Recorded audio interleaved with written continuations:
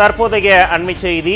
அறவழியில் அமைதியான முறையில் போராட தயாரான திமுக மாணவர் அணியினருக்கு அனுமதி மறுத்திருப்பதற்கு திமுக ஐடி விங் கண்டனம் தெரிவித்திருக்கிறது. அந்த அண்மை செய்தியை தற்போது பார்த்து கொண்டு வருகிறோம். அறவழியில் அமைதியான முறையில் போராட தயாரான திமுக மாணவர் அணியினருக்கு அனுமதி மறுத்திருப்பதற்கு திமுக ஐடி விங் கண்டனம் தெரிவித்திருக்கிறது. போராட்டத்தில் ஈடுபட்டவர்களை கைது செய்திருக்கும் தாவேக அரசின் இந்த அராஜகம் வன்மையாக கண்டிக்கத்தக்கது என்றும் திமுக ஐடி விங் தெரிவித்திருக்கிறது. தக்லைஃப் அமைச்சர்களின் வண்டவாளங்களை தோலுரித்ததால் ஏன் இந்த அளவுக்கு கை நடுங்கி தொடை நடுங்கி போய் போலீசுக்கு பின்னால் ஒளிகிறீர்கள்?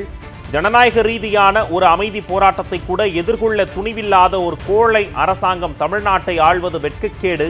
அதிகார வெறி கொண்டு நீங்கள் போடும் சர்வாதிகார ஆட்டத்திற்கு தமிழ்நாட்டு இளைஞர்களும் மக்களும் வீதியில் இறங்கி மிக விரைவில் தகுந்த பாடம் புகட்டுவார்கள் என்றும் திமுக ஐடி விங் கேள்வி எழுப்பியிருக்கிறது.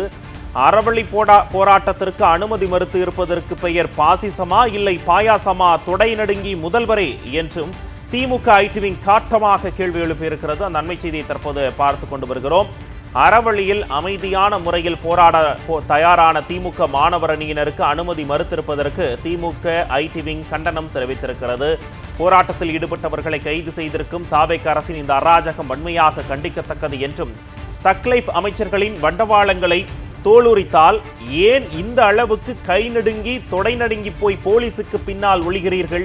ஜனநாயக ரீதியான ஒரு அமைதி போராட்டத்தை கூட எதிர்கொள்ள துணிவில்லாத ஒரு கோழை அரசாங்கம் தமிழ்நாட்டை ஆள்வது வெட்கக்கேடு என்று தெரிவித்திருக்கிறது.